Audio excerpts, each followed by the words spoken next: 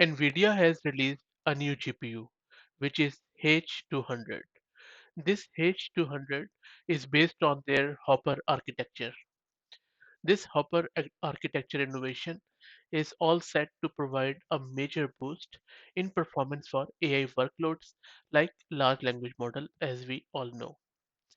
This new H200 delivers vastly more memory bandwidth and capacity over previous GPU, enabling generative AI to process as much data in a faster speed.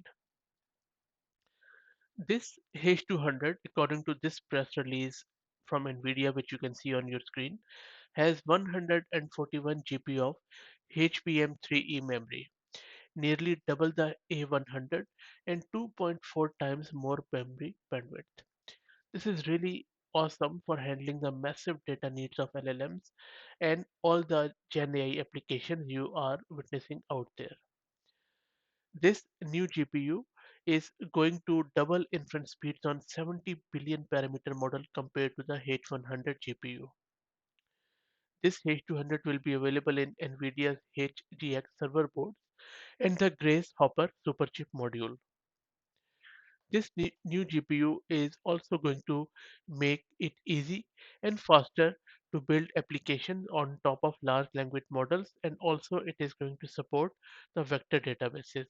So you will be witnessing more and more AI assistants, more creative tools, and other integrated system with the LLMs, because faster training and faster inference directly enables all the application builders to build and deploy more advanced AI applications as soon as possible.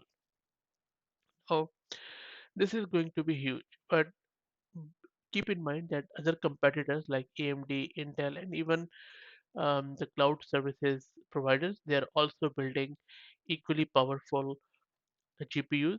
So hopefully they will also ship it soon, and we will see the availability and price of these GPU improved. Please share your thoughts in the comments, and if you like the content, please consider subscribing to the channel. Thank you very much.